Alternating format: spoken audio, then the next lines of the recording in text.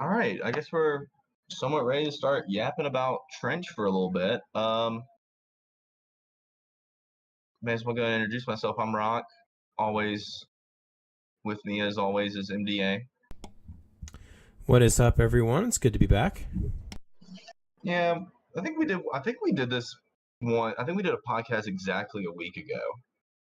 So that's kind of rare for us to do one in back-to-back weeks. It was cool because in that last one we talked about conquest characters that could come next, and that was when the And Trench rumors were coming out. So it's cool to see Trench come to fruition here. yeah, it was almost like we were right. Uh, I guess if that's what we got that, and then we have some GL talk that uh, I don't know, more just some stuff us to talk about for a little bit because we know that Trench won't take a lot of our time. So, um, Yeah. MDA, I'm gonna go ahead and start with Trench. I don't know if we're gonna read the kit because that seems like his kit's too long. No, But I think I'm gonna touch on some of his key stuff. We might read his Omicrons, and then I think we might just speculate like what we anticipate for Trench, and then kind of go from there. Just because his kit is all the kits are long and they're wordy, and it's one of those things that until we can see the character, it's tough to really, anticipate and know what they're gonna do. Um, but yeah, I got his kit pulled up here. If you want to go ahead and get started. yeah, let's do it. So, Admiral Trench is a cunning separatist admiral who supports his allies with potent buffs and ruins his foes with debilitating debuffs. He is going to be a dark side leader for the separatists, and he is a support. And basically, the purpose of this character is to take all of the non Geos and the non separatist droids and put them together on a team. And I'm not going to lie, for having to be a cleanup. This is really he's got a really solid kit. He's going to have 3 Zetas and 3 Omicrons. The Omicrons are going to be on his basic. The first Omicron on a basic. It's going to be on his leader and his unique. Basically, the whole purpose of his kit is to put out a lot of debuffs, increase the speed, and when I say increase the speed, this team at full potential speed might be faster and running circles around GLs. Like we're talking 500-600 speed on these characters. So they're going to be fast. They're going to hit hard, and they do some funny stuffs here. This is one of the things I saw from his leadership. This is of course if you're running Wat Tambor on the team. When a non-Geonosian separatist ally gains the Bactoid's shield generator tech, or the tank tech, they dispel stealth from themselves, and while they have this tech, they are immune to stealth and gain critical avoidance and defense. This essentially gives you a taunt effect without actually taunting.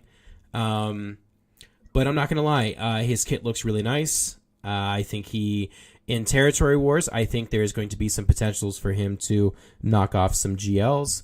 But I think outside of TW, I think he is going to be a really solid character. I think what I'm anticipating is a Darth Revan, a Afra, a maybe not quite General Skywalker, but I think in that kind of tier with Afra and with Darth Revan and like Grand Inquisitor. That is the anticipation what I'm having. I don't know if it will be quite as good as Maul Mandalorians. I don't know if they quite have the turn meter looping capabilities, but he looks really solid, and I'm really excited for him. What are your thoughts here on Trench? Uh, I think he does everything that I think we talked about from because we did a good little segment on I think we did like teams or tunes that need an Omicron, and both of us were begging for Dooku to get like a separatist Omicron, and I think this is better than a separatist Dooku Omicron, and he does everything that I think like that new lead team or that your leftover separatist that you have. Like he just basically he's just gonna plug them all together and make them pretty decent, I think, because that's been the one thing that like I've always loved that little like Newt Dooku team because like it's always been like low key kind of decent early game, but then like you get to late game and it just falls apart. There's really no use for it anymore. Everyone kind of Dooku goes one place, Newt goes to GG, Watt goes to your Maul Mandalorians, and I'll kind of get separated. But I mean, I don't know. It's just, it's gonna be pretty good. I Don't have much to say know about it. I know it's going to be expensive. A lot of people run a lot of the separatist characters, I think mainly Watt and Newt in separate teams. So I think it is, depending on where you're at in the game or depending what teams you have built. Not sure if it does make sense to build up this team. But I think for you Sith Eternal owners who are looking for a home for Dooku, I think this is going to be his home. One of the complaints, and especially also the Lord Vader owners, Dooku just does not hit hard for an attacker. He's got one of the lowest physical damages and one of the lowest defense penetrations. So that's why he has this like wet noodle effect. However, when you're looking at this, like he's gaining 30% damage with tactical supremacy. And let's see here. A separatist ally inflicts a debuff on an enemy. They gain 20% offense for 3 turns. I mean, that's going to stack really, really quickly. You look at the Omicron here. The first time each enemy is reduced below 100% health, separatist allies gain 20% offense stacking and 5 speed stacking. I mean, this team's going to be really, really fast. There's going to be a lot of good stuff. I think Dooku and Jango are going to be awesome in this team. I think you're going to want to run all the separatists here, but we'll see. I'm really excited for this character. I do think CG knows what they're doing. A lot of the complaints are, oh, this is taking Watt away from Sith Eternal. And maybe it's the biased Sith Eternal owner in me.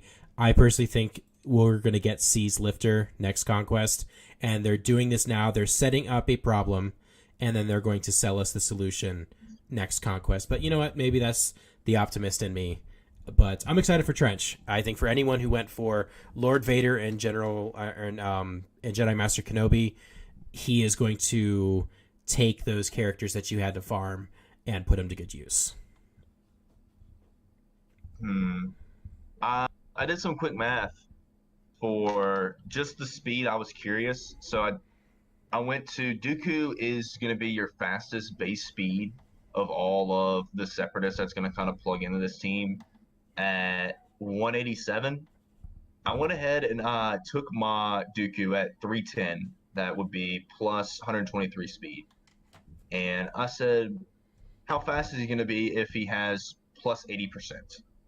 And if I did the math right, don't crucify me if I did, but if the math's right, he's at, with the plus 80%, he is 558 speed. That is if you have 3 techs out and then everyone has extortion on the enemy side. Yep, 558, and that is still not taking into account with the Omicrons the plus 25 speed with allies with tactical supremacy, and then for getting all enemies below 100% health, that's an additional plus 25 speed. So that if you were to do that, Dooku would be 608 speed. It's insane. Team's going to be fast and they're going to hit hard. And then especially with like Dooku, how he could stun like crazy, like it's just gonna like. I think I was talking to somebody about this the other day. Like even if the team's not gonna like, Jango's gonna hit pretty hard as like a character, but like there's not like this isn't. I can't think of what team I was thinking of, but like this isn't gonna be like a Afra where like you're just gonna stack offense as the battle goes on, or this isn't gonna be like Slicker where like you kind of hit not as hard at the beginning, but then like you just ramp up offense. Like they're not gonna ramp up offense, but like the fact that you're gonna make Dooku really fast, you're just and then you get like there's a couple of you get some potency from the leader, a lot of stuff about expiring debuffs, and now you have this like really good control team that's gonna run circles around. Like I think what excites me most about this is like I think everyone's issue with Afra right now is that you just throw CLS at it and you just one-shot Afra and she dies. Whereas here, unless you have Han on your team, Watt's going first, and he is throwing down that tech. And with that tech, they're getting an extra 10% speed, which, again, for most of these fast characters, that's like an extra 30 speed. And it's going to be tough to outrun them. And especially if, like, Dooku is your fastest character, or if Watt is your fastest character, he's throwing another tech down, that's another 10% speed. And if Dooku goes first, he's just going to go stealth everyone, and whoever has the tank tech is going to be out taunting, and now you're stuck going after whoever they put out taunting, and you can't get Trench, or you can't get Dooku or Watt or whoever you need to go for. So I think this team is going to be a menace on defense, because like Separatists were already, like, Newt was really annoying on defense, and the same thing with Dooku. Like, you could get in some really messy situations, and I think this team is going to be an absolute menace on defense.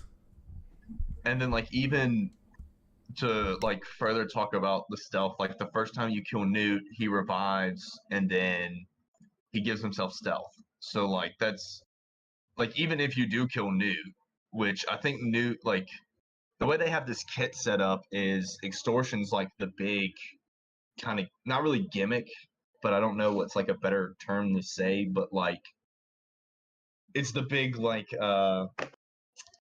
driving force of the kit. Like, everything kind of runs around Extortion for the most part, the speed and stuff like that. And you take out Newt in this squad, and everything kind of it seems like everything might fall apart. But it's gonna be hard to even get to Newt, because Dooku's gonna be stealthing the entire time. Whoever has the tank tech, which is probably gonna be Jango, and he's gonna keep on.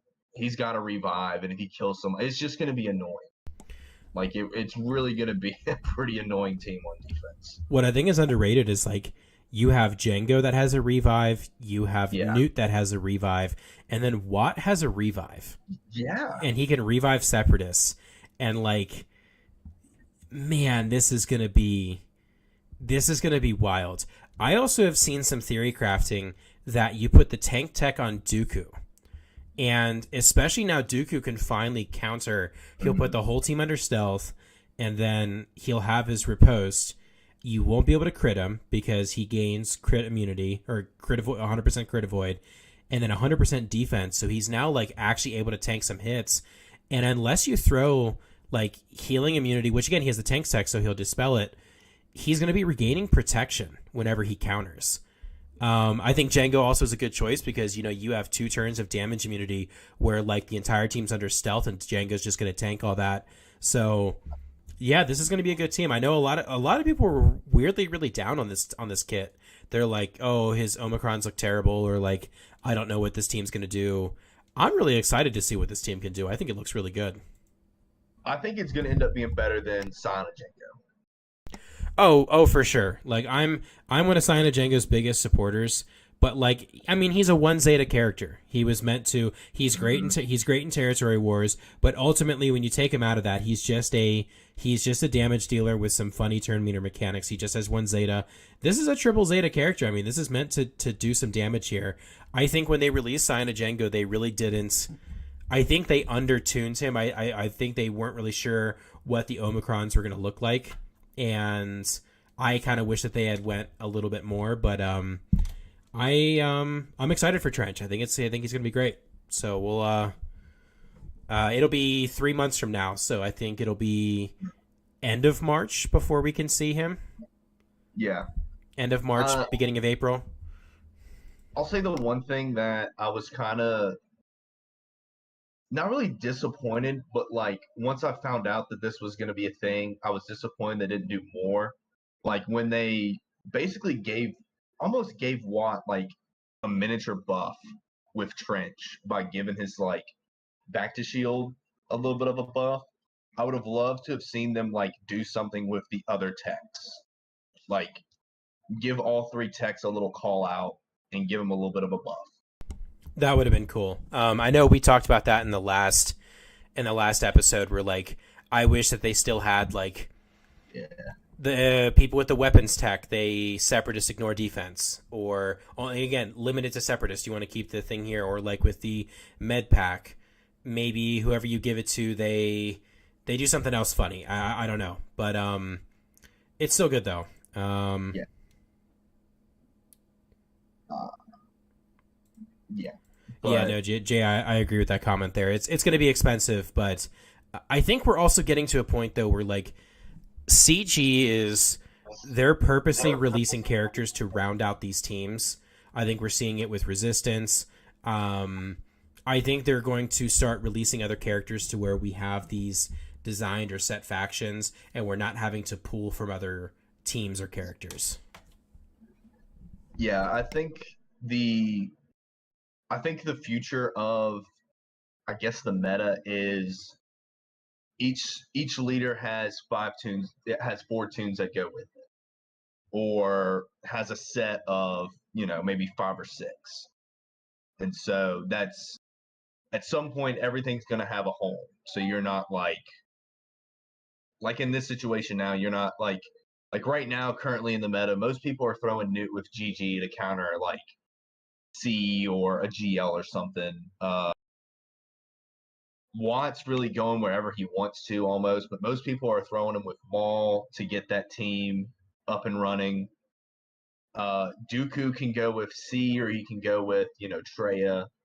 Who else am I missing? Django is a typical. There's so many bounty hunters in the game. You can almost make 4 squads now. It's probably me exaggerating, but that's pretty much where he can go. But and then like your fifth for that new team was always like some kind of tank, like Emphas Nest, or I ran Stormtrooper Han for like a good bit, or like a Zalbar, like some like tank that doesn't really serve a purpose in the game that you could just throw in as a fifth.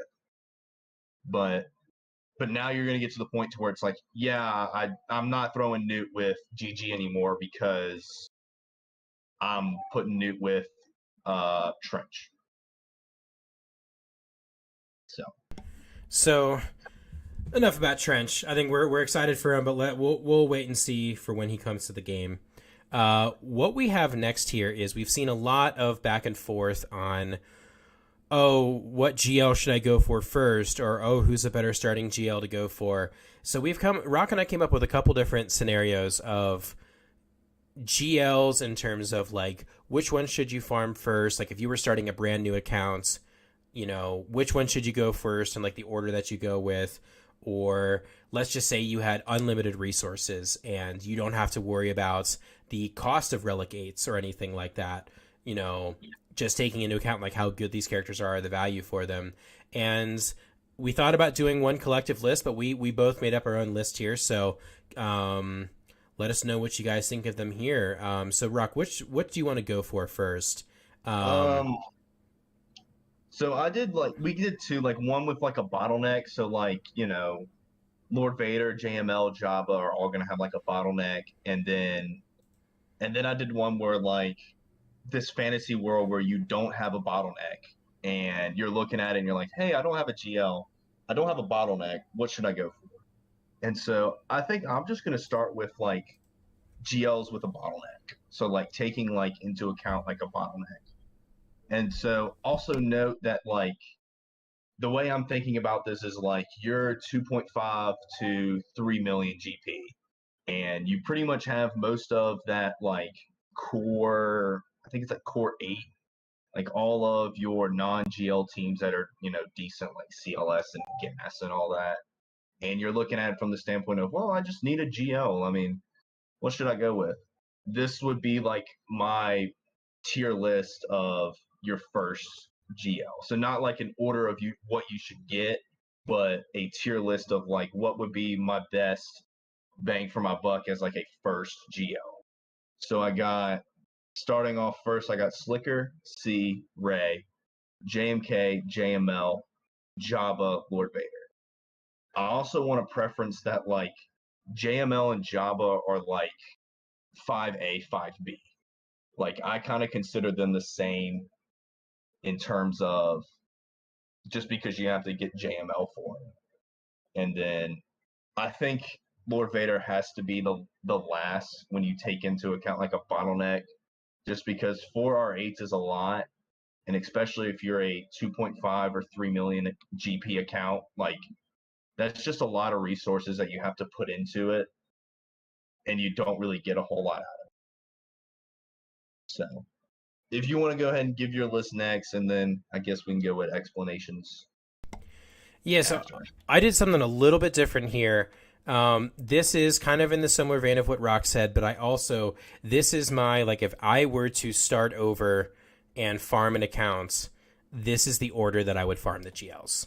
And, like, I would get this one, go to this next one. But it also still is in the same vein of what Rock said, of, like, what offers up the most value in terms of what, like, going for first. So this is my list here. I have Rey, Sith Eternal, Jedi Master Kenobi, SLKR, Jabba, Jedi Master Luke, and Lord Vader. And like Rock, I could be talked into switching Jabba and JML. But for the mood that I'm in right now, I think I'm going to have Jabba before JML. But that's my list: Rey, C, JMK, SLKR, Jabba, JML, and Lord Vader. So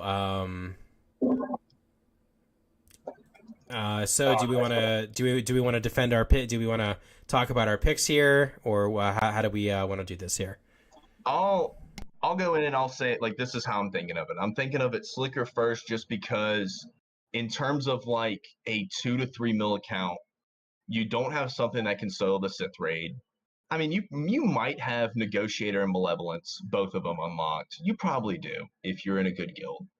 So, but that doesn't. It also depends on, like, do you have a whale in your fleet arena or a couple whales in your fleet arena that are just like, hey, we're all going to go for Executor, place them in the top 3 and not swap. So you kind of get a, double bang for your buck. You get first in fleet arena with that finalizer, and then you get something that solos the Sith raid. So you're essentially doubling your investment off the bat first as your, first thing you're getting. The one thing I don't like about Slicker is you don't really get a whole lot of value in other game modes besides Slicker. So, like, like Territory War, you get one team out of it. Whereas, like, Rey, you get 2 teams out of it. Or, like, you can kind of say C gets 2 teams or whatnot, but you get you get a good squad in Territory War. Phoenix's Phasma lead's pretty good. First Order TIE Pilot, Omnicron is kind of Like, it's not great, it's not bad, it's not the worst, I would say. I think it still gets, Wampa soloed and stuff like that, but, so that's why I got Slicker at number 1. In terms of, like, I think of it, like, my mindset going into this is you don't have a GL, so you need one, because you're getting into the point in Grand Arena where you're seeing 2 or 3, and so you need one to even start competing in Grand Arena. And so what's the one that's going to give me my best bang for my buck and is also going to help me out elsewhere? I got C at number 2 just because he's really cheap to get. Like, there's one, I would say, like, Piet is, like, pretty rough to gear, but other than that, the rest are pretty easy. Ton of them have core gear. C is not that bad of a GL, especially if you have, like, Watt and whatnot. Pretty good in Territory War. You kind of get 2 teams out of it if you finish off the troopers. And then if you farm, Mara Jade, you can run the Pout Mara Jade Vader, counters a lot of stuff. And then you get the Bomber. The Bomber's a pretty underrated tune, in my opinion. That's where I got him. Rey is 3 for me just because I would be tempted to do JMK over Rey, but Watt is a pretty bad bottleneck, and that's why I got Rey above JMK. With Zori coming out, you're going to be able to, practically put 2 teams in GAC, a Rey lead with resistance, and then you're going to be able to throw a Zori team together, and you're going to be able to use that in both Territory War and TB. You get 2 TB squads out of it too. You get Rey lead, and then you'll get Finn. If you get that Finn Omnicron, that's 2 TB teams. And so you get a lot of versatility out of it early on. Ray can also solo the Sith raid. It was I don't remember what video it was, but there's an old video out there on it where I think it's like Ray Watt. I don't remember exactly what it is, but it's like a very funky comp that can do it, but it's possible you can do it. JMK at fourth just because you get a lot out of it in TB. Like you get a lot of Jedi. Yeah, that's pretty much it. You know, getting Grievous and Magna Guard is pretty much all you need to start most GG teams for, Grand Arena and Territory War. Qui-Gon Jinn Omicron is amazing. You can slap that on defense, and I even at like the 6 mil bracket, I'm still getting holds on it. Like people still can't counter it effectively. So that's why I have JMK at 4. JML at 5, just because to get to tunes and getting JMK, Jedi Knight Luke before JML is kind of rough. Because I think if you take into account the requirements for Jedi Knight Luke into JML, then it's about the same cost as Lord Vader. The only difference is, I think with JML, you get a lot more. So, like, for Grand Arena, you can throw an Omicron on Leia and then gear up Akbar, which you probably should gear up Akbar anyway. His ship is really good. And throw an Omicron on both of those, and you have a Bounty Hunter counter, and you have a Night Sister counter.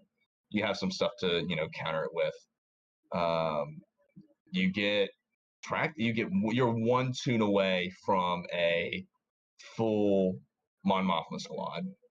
You get CLS, and then you don't get a full Jedi squad, but you're missing one Jedi out of the group, so it's not hard to farm one extra Jedi. So for the most part, you get like a lot of bang for your buck in Grand Arena, but not in, Territorial War, because can't use that Akbar Omni or whatnot. TB, you essentially can get 4 teams out of it, like Lightside Geo, if you have the Jedi, JML, Jedi Knight Luke lead, and then CLS Mon Mothma. So good value, he's just hard to get. Jabba, kind of the same thing with JMK. You have to get Jedi Knight Luke first. And I think Jabba is one of those GLs where, like, you could go for him first. Like, I could see a reason to go for him first to try to, like, what's the word I'm looking for? Like, try to get your way into, like, a high GP guild early on to try to start doing, Return of the Jedi stuff. But the thing that just sucks about his roster is you really get the Hutt Cartel, and then you get, like, bits and pieces of stuff. Like, you don't really get, like, you get Greedo and, Aura Singh as, like, a bounty hunter team. That doesn't really work too well. You need some others. R7 3PO is terrible for, like, a very early GP account. That's just, like, wasted materials. You're just gonna have a Relic 4 Jawa sitting around without the rest of the squad. You got without the other Tuscans. So, like, you just kind of stick yourself with, a half-built roster if that's, like, your first GL going for it. Now, like, I'll preface in saying, like, if you're 6 mil and Jabba is, like, your third or fourth GL, like, he's amazing. But, like, as a first, I really wouldn't do it. And I got Lord Vader last simply for the fact that, like, so I did this with the leader of Begins now, Jinjo. Shucks, I can't remember what month we started it, but it was March. I had just gotten done with JMK. And so I was starting Executor, and he was starting Lord Vader. He was about, I think, like 2.5 mil at the time, or maybe he was like a low 2. And I was about 5 mil at the time. And we made like a little bet of, I bet I'll get JML and Executor before you get Lord Vader. And by the time it took him to farm Lord Vader, I had farmed JML and Executor. Like, I think I beat him by like 3 days. It was like close, but still, I think like with Lord Vader, like early game, the whole point is early game is you're trying to min max as much as you can, and with Lord Vader, you just suck so much resources into it. But the good thing is you get a Bad Batch team out of it, so that's not too bad. You get, Lord Vader's a very good GL, but I just think you put in too many resources early game, whereas you could, get a fleet and a GL, or you can get like Star Killer and a GL. So that's my list. Go ahead and I'll stop talking for now. So I know you guys heard my list, and you're thinking, MDA, how could you possibly say Rey over SOKR?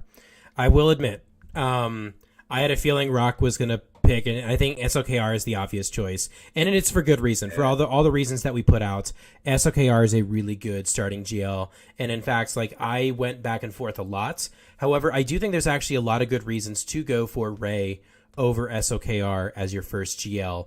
And the main thing that kind of reinforces that for me is the teams that you build with the Resistance. Now that Zori has come out and this has, been there, in my eyes, the Resistance is better than the First Order teams. Basically, with those teams, prior to getting a GL, you have a crew team and then you have a Phasma team. And depending on how you split it, generally it goes, you put all your good first, you put your good characters with crew, and the leftovers go with Phasma. And you can apply Phasma Omicron. It's really, really good. However, I would argue now that Zori's in the game, Zori with Finn lead is a solid team, especially with Rose Omicron. If you do that, or with Zori Omicron, that's a Omicron Dash, Omi Iden, Omicron Qui-Gon level team in GAC that you can start contending with right away. And then JTR with the bros, that's also like a really solid team. It's, especially in the early game, it's an absolute headache.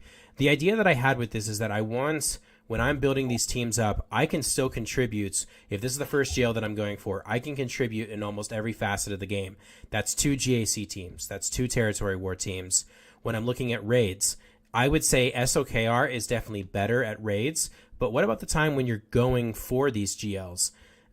Finn Lead was one of the best raid teams prior to once like gas and GLs came out against the tank raid. Like when you're early game and you're not like you're struggling to complete the Sith raid, JTR is one of the best P1 Sith raid teams. Or like I believe there is a comp with Finn where you can solo the tank raid, and this is something that like especially at lower GPs you're not doing CPIT or you're not doing these higher end content because you guys, you're in an early game state of mind, so you're able. And then also once you eventually decide to be brave and go into light side Geo, you can slap an Omicron on Finn.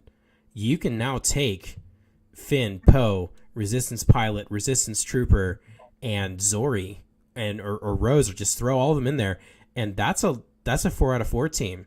Rey with the bros or Rey with that team there.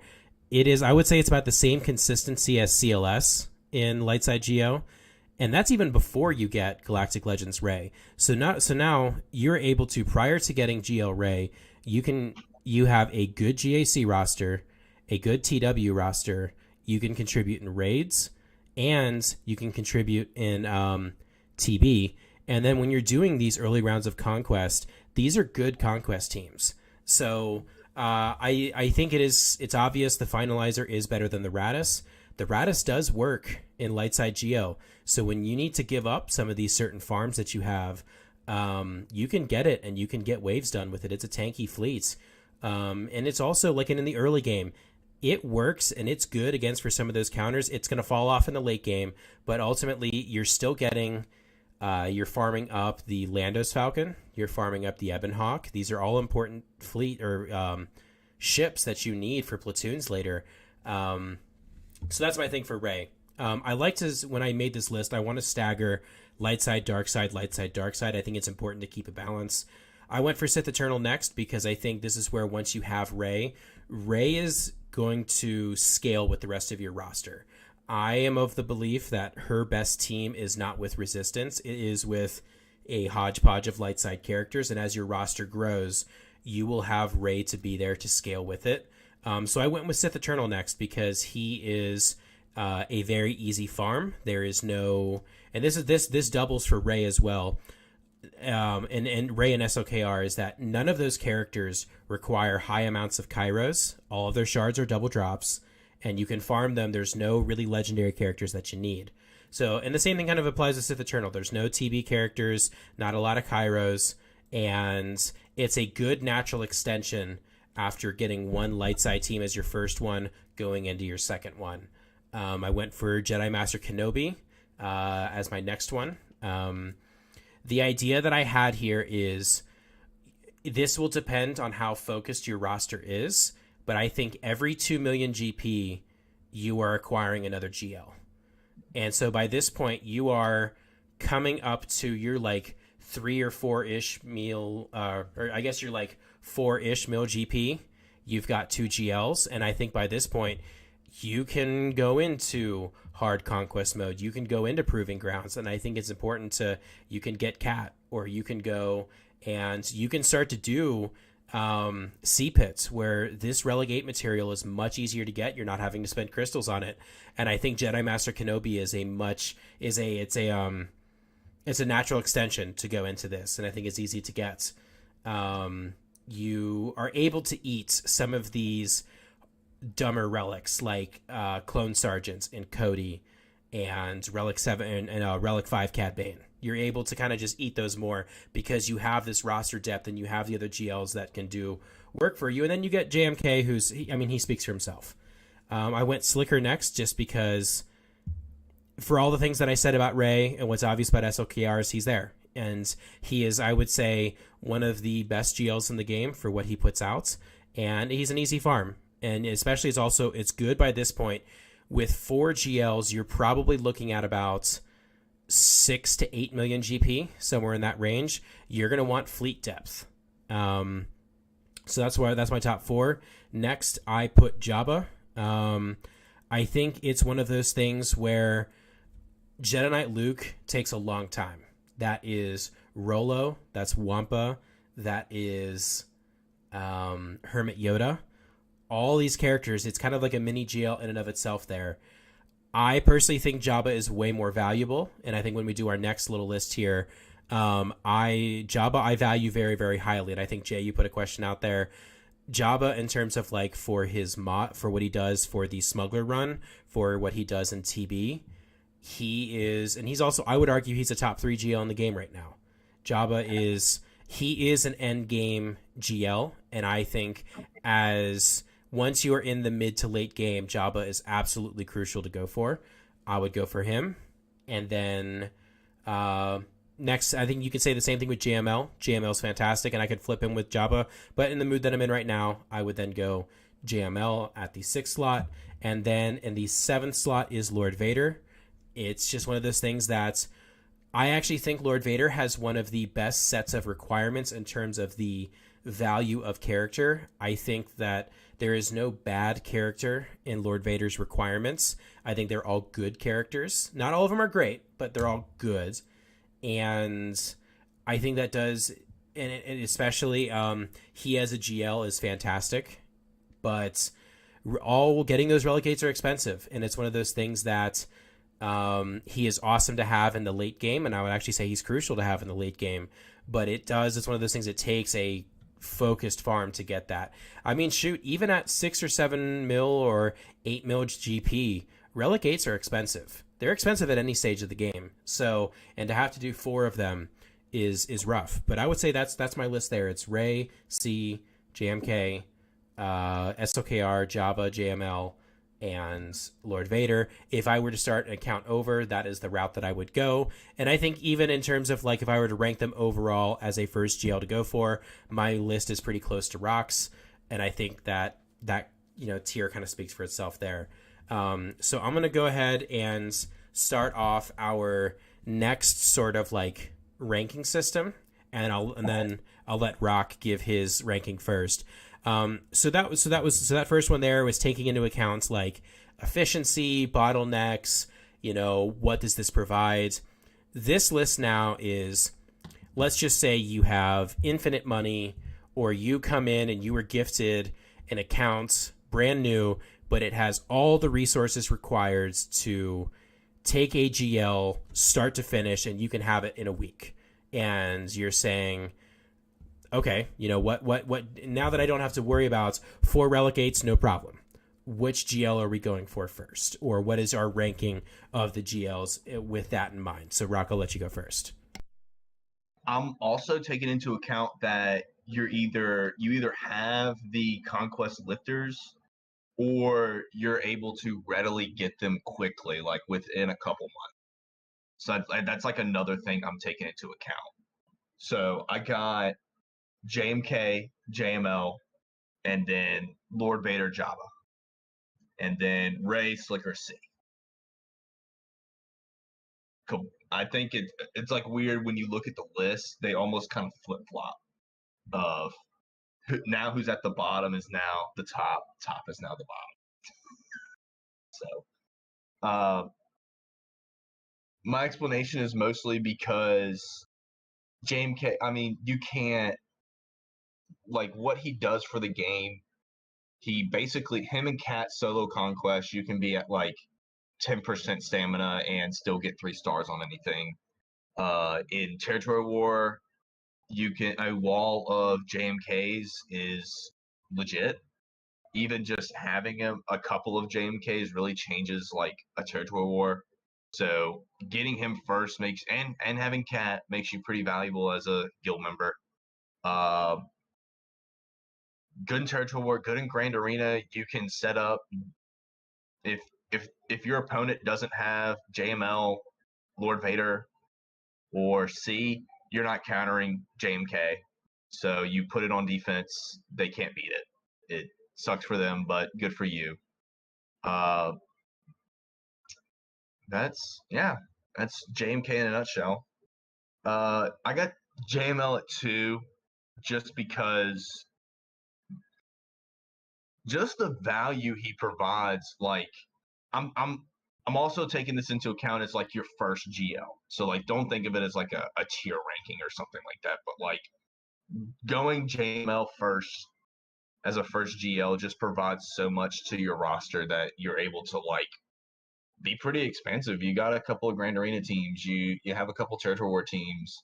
Not a lot of TV teams. You get a couple decent Conquest teams. That's something else you need to be taken in account of, is Conquest. You get 2 teams for assault battles. You have the Rebel one, and then you have the Jedi one that you can use with JML. So that's 20 Kairos a month, couple of extra. So like it's gonna pay for itself after a while. Lord Vader at 3 just because Lord Vader solos almost any GL in the game. Lord Vader solos Sith Raid, so does JMK, but getting Bad Batch is pretty nice. Bad Batch is kind of an underrated team in today's meta. It beats a lot of stuff. It really does beat a lot of stuff on offense. And I just think that's, something you can't pass up on.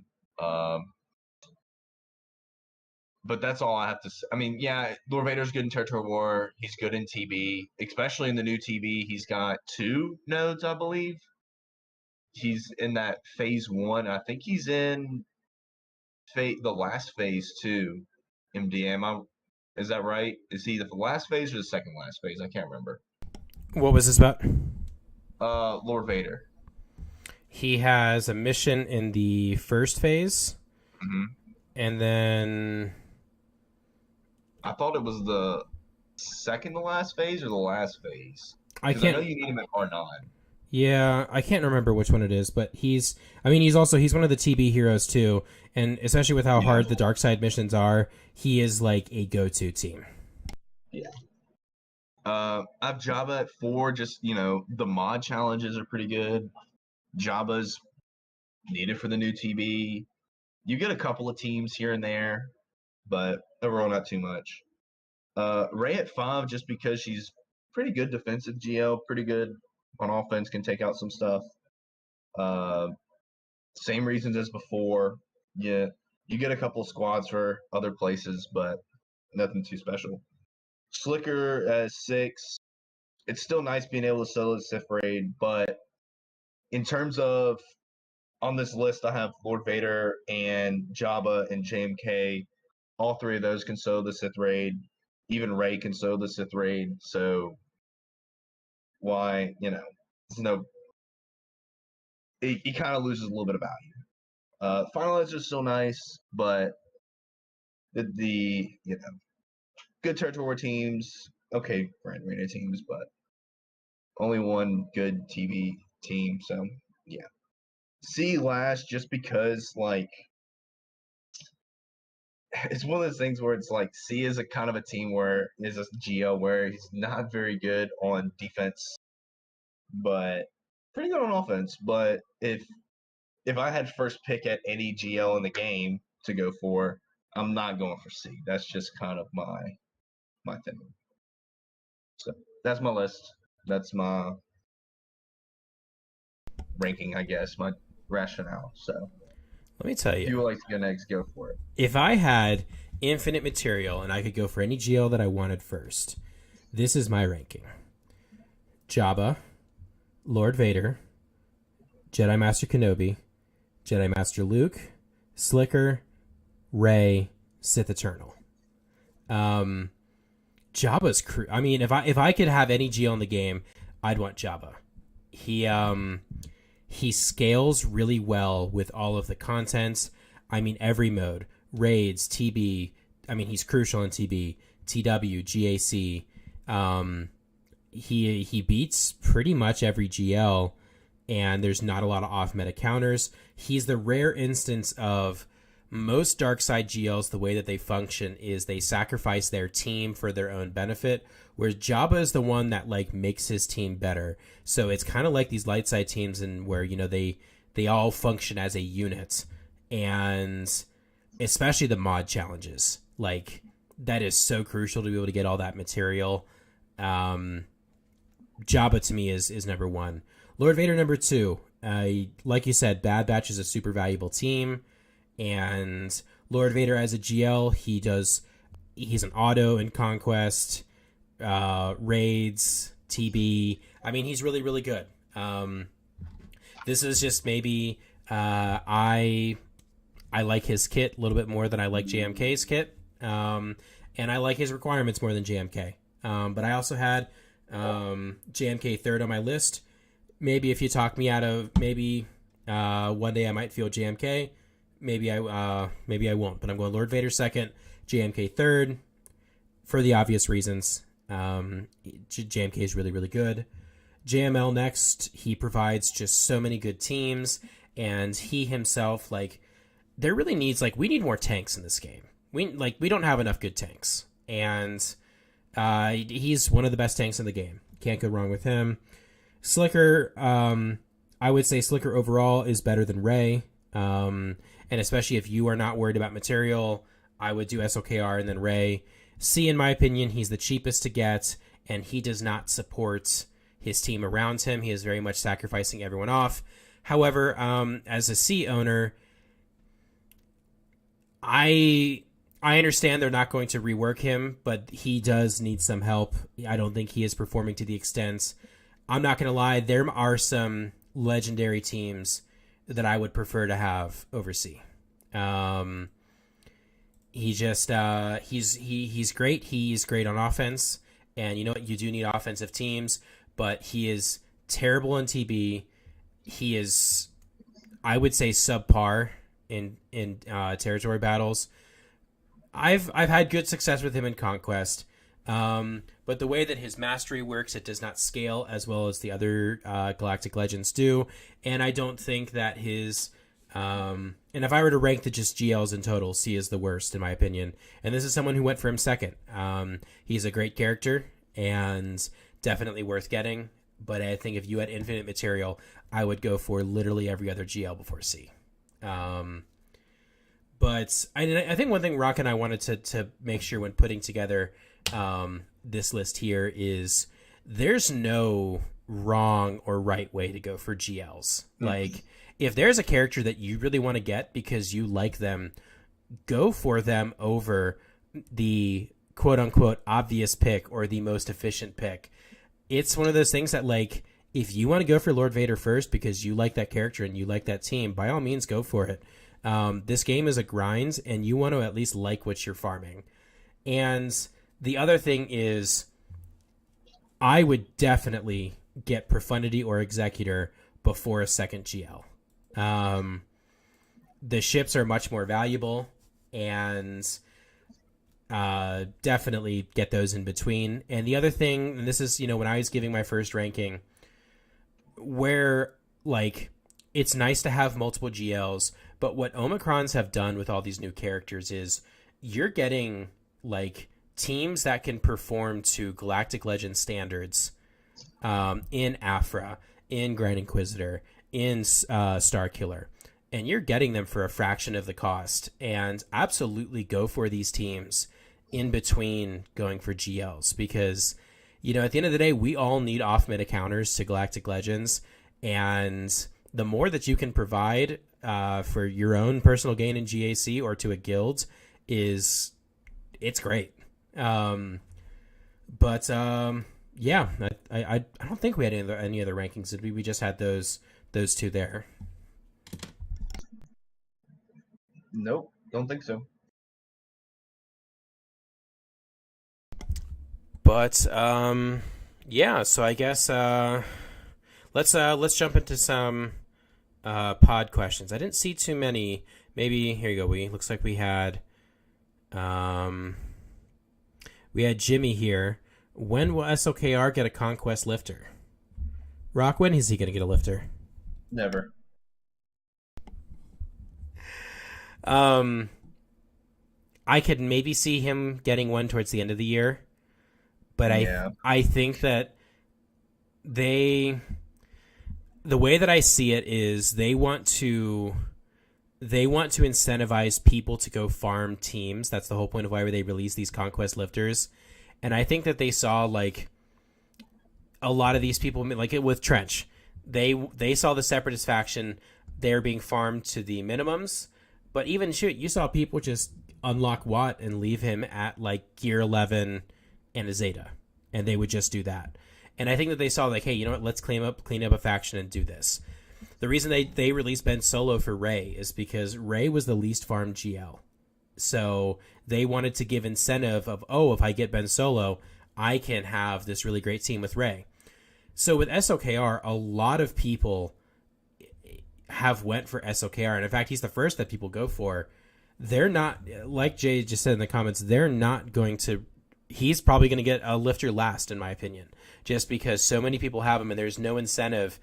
People aren't going to buy the packs to get his lifter. Just because, like, all the feats are going to be super easy to get. No one's going to want to buy their packs and all that. And I would say, I don't know if he'll ever get one. Hopefully he will, but I think he's just going to be last.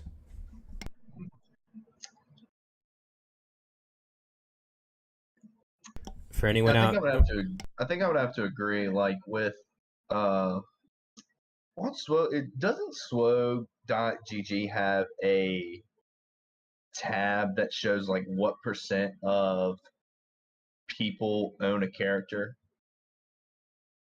Because I thought there was something like that, but I'm not seeing anything. I think they do. I'm looking at some stuff here. But I would, and just totally anecdotally, I would assume that as most people have SOKR, and as a result, he's probably going to be the last one to get a lifter, just because there's no reason for them to release a lifter for him. To anyone out there in the listening to the pod, go ahead in the podcast text. If you have any questions, we will answer them.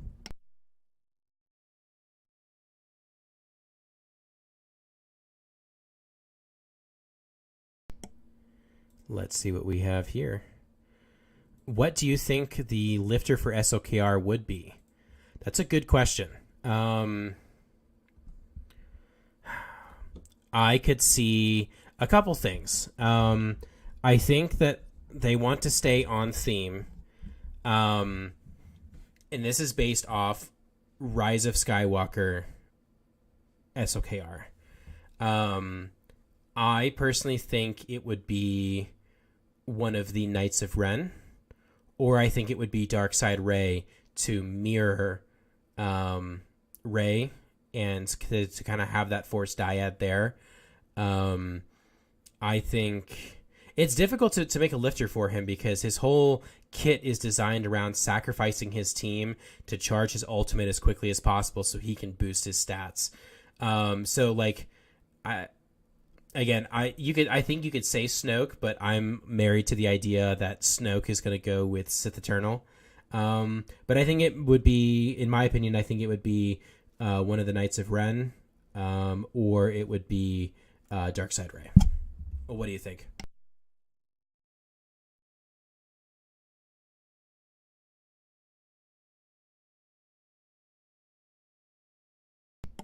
I think Rock just died, so we're going to assume that he absolutely agreed with me, and yeah, we'll go to the next one. Do you think we will get a lifter for C because we lost Watt? Absolutely. I think they released Trench purposely with this idea that they're going to be giving us a lifter for Sith Eternal next. And also I think Sith Eternal needs it. And they're going to release that up there. But I think they released Trench knowing that Watt is leaving, and yeah, because I think there might have been people who just got their Watts and they're thinking, oh, I'm gonna go. Ooh, Goliath Commander Pyre would be really, really cool. That would be an awesome lifter for SOKR. But yeah, it's CG's business model is create a problem and sell the solution. They're going to, and I could even see them releasing a bunch of Sith marquees that go with this. Yeah. So yeah, Rock. I don't know what happened to you, but yeah. You got any thoughts on who SOKR's lifter would be? I'll listen to what you said, and I'm just gonna have to agree. Good man. Let's see here. But no, Goliath, I actually really like. I'm rewatching Resistance right now, and I would love if Commander Pyre came to the game. In fact, I actually might take back my pick of the Knights of Ren, and I think I'm with you, Jay. I think the Knights of Ren would be a really cool team. I think and like give like OG Kylo a home. You could do like 4 Knights of Ren and OG Kylo. I think that'd be such a cool team. But Commander Pyre would be a dope SOKR lifter. Yeah, I think we're getting a C lifter. And I'm gonna be honest, Takuma, I don't think we're getting Red 5. Like I not this year. I think it might be next year or anything like that. Like what do you think about Red 5, Rock? I don't know. I don't really know where it would fit into the meta right now because, I mean, usually when we get a meta change in ships, it usually comes like once a year, if that makes any sense. Like, last year was the rare exception where we got 2 kind of big changes of. So I think last year we got shucks, I can't think of what the tanks are for the Resistance and First Order. The TIE Echelon and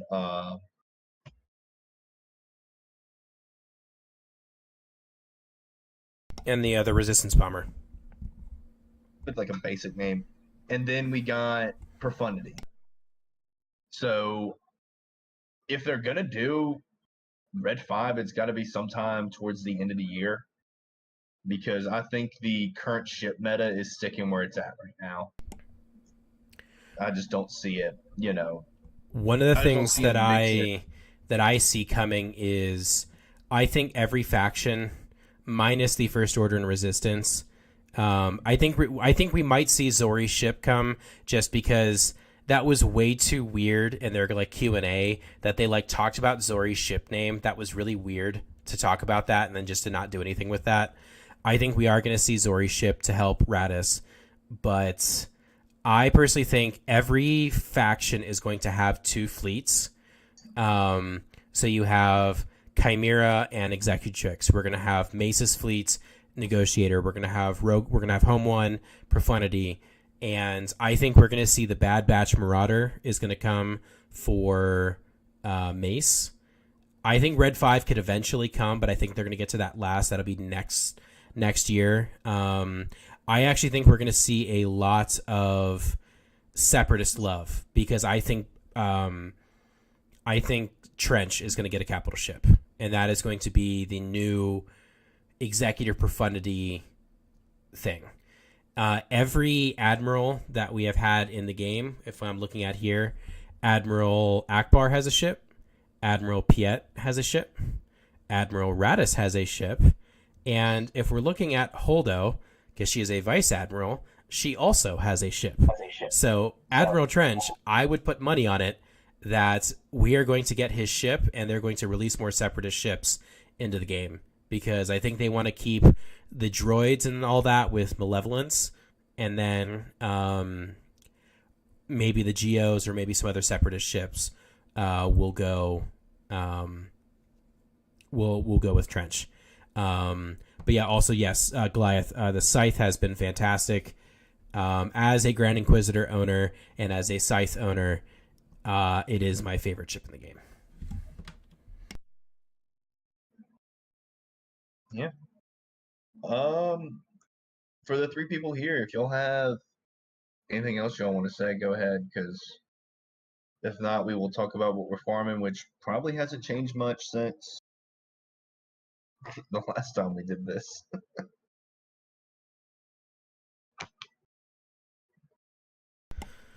And it doesn't have to be, a GL or Conquest questioning me anything. Takuma, I am here for Darksaber Mando. I think one of the things with like Darksaber Mando, I think they're gonna wait till the end of Mando's show, which I'm guessing Mando's gonna go 5 seasons. I think that sounds right for me. What do you think? Like, how many seasons of The Mandalorian do you think we're gonna get? I think at least 5. So I think when season 5 rolls around, I think we might then get GL Mando or Darksaber Mando, because I think they really want to wait their time before they put out GL Mando. Yeah, but I could also see a world where we only get 4 seasons of The Mandalorian, just because I could see a world where they're releasing so much Star Wars content that there was a time where because The Mandalorian was like one of the premier shows to come out after all of the movies. And so it was all we had Star Wars content wise, and so everyone like clung to it. And now that we have all this other stuff floating around, so I think there's the Acolytes coming out sometime this year. We get the Ahsoka live action series. And then I think we're getting another animated series this year. And then on top of that, there's already been so much stuff rumored for 2024 that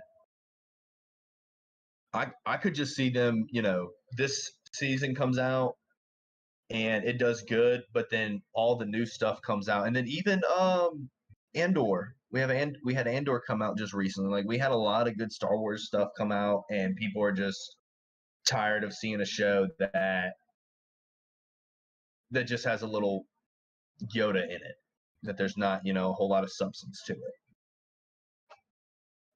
If there isn't a lot of substance to it, I could see a world like that. But I think we're getting at least 5 episodes because they're gonna milk Grogu as much as they possibly can. Heck yeah, man! Give me all the stuff. I just want to see him eat little like frogs. I just want an episode of him eating frogs. That's all I want. Also, if you guys have not seen, the Gerbil put a really good video out on the likelihood that Leia will be the next Galactic Legends, and he took in using a model that finds the least farmed characters in the game. And he had actually did this earlier in the year, and he actually went in his earlier video prior to Jabba, he was still pining for Leia, but Jabba did fit the bill for what makes sense for CG to make a certain Galactic Legends, and it's a really, really good watch. I think just basically it's looking at he's looking at your Ewoks, because especially it looks like they are advertising this May, and I think this is where we're due a Road Ahead or a State of the Galaxy, I believe in February, and with the anniversary being in May for Return of the Jedi, I think GL Leia is coming up pretty soon. I think Ewoks, I think you can see Farm Boy, I think you can see a lot of those rebels that haven't been farmed or relicked. You can absolutely bet that they will be required, and especially I think we can see some new marquees. So interesting stuff. I would say definitely go watch the video. It's an interesting watch. But I think we're at a good points. Rock, we've been going live for about an hour and some change. These people don't know what you're farming, and I think you need to tell them what you're farming. Yeah, they do. I told them last week. I'm just joking.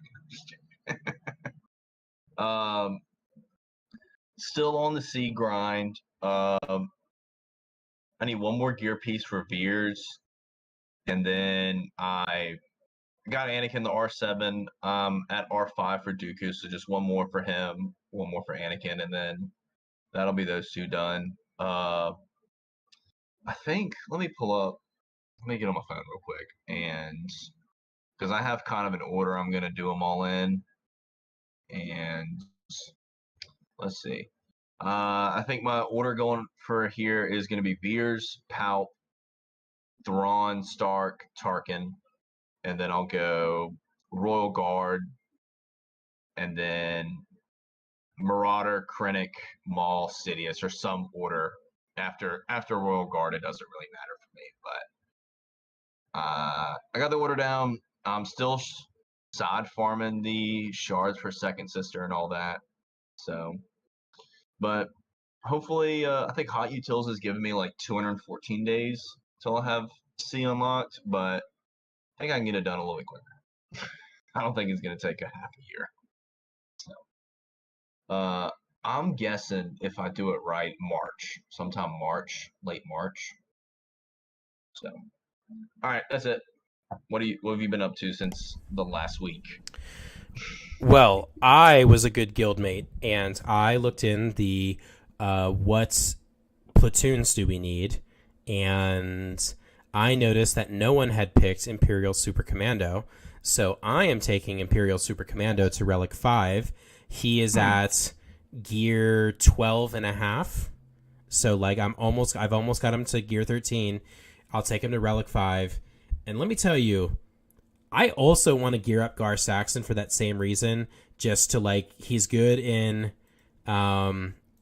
he is a hero for the new TB, and also their ship is really good. If you can get both the pilots to Relic 5, that ship is really good, and I'm tempted to take Gar up. I think I'm probably gonna hold for now, but I'm taking ISC up to Relic 5 so the guild can fill platoons. But then I am on the Ray grind. I am almost done. Takuma, no, I don't think Gar has a mission. I don't think. But anyways, back to what I was saying.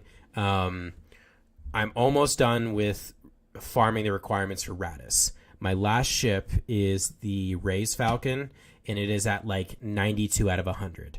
I did all my refreshes for today, so tomorrow at reset, I hopefully will finish it, and I can then I will unlock Radis, and I'll just slow farm it up to 5 stars, and it'll be ready for when I do Rays events.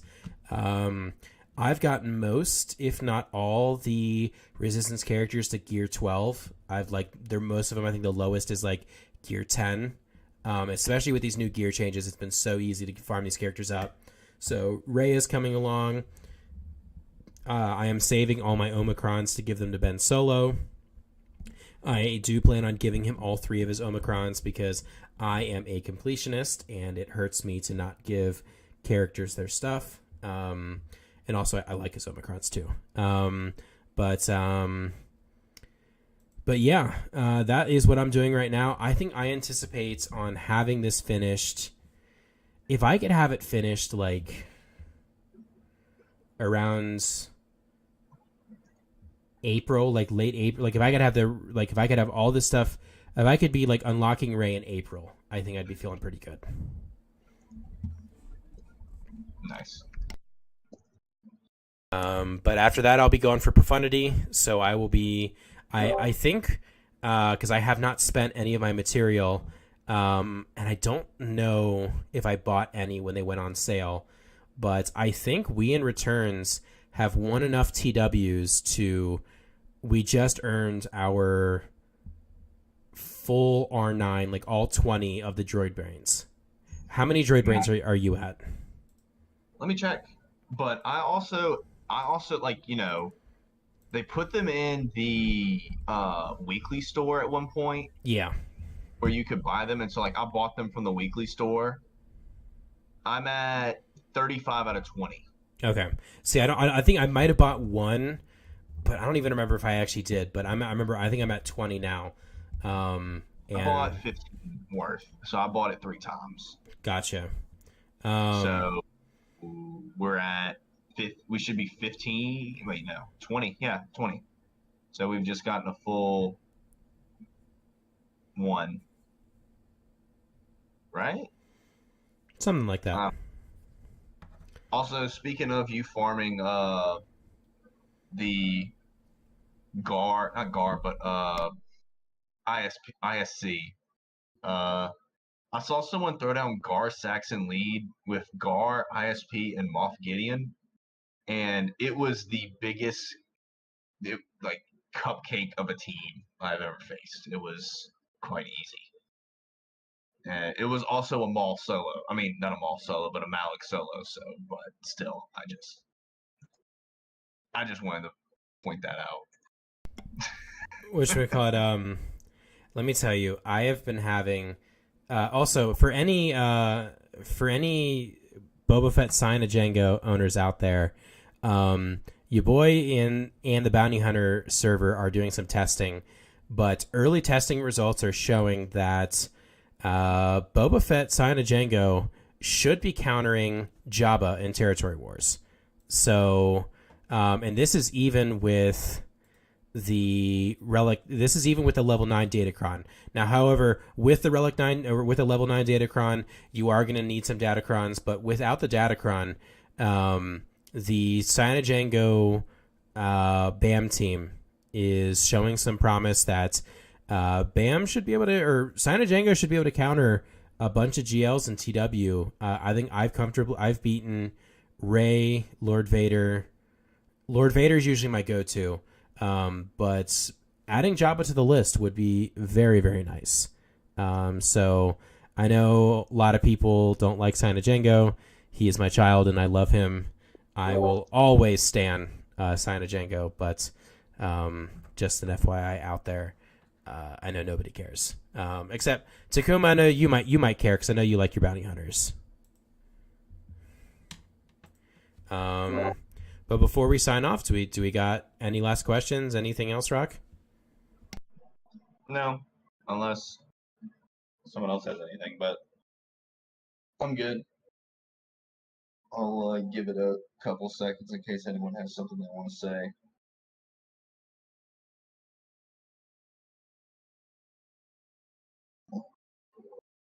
I think that's all. So Yep. if you want to go ahead and sign off, let's. Yep, I think that's it. So appreciate you guys for stopping by the pod here. This will be posted on my YouTube channel once this is done at The Optimist. So make sure to go check it out. I mean, obviously you three in here have been listening, so you don't need to. But yeah, I say this every time, and I'm going to continue saying it. But anyways, yeah, appreciate you guys for stopping by, and we'll catch you guys on the next one.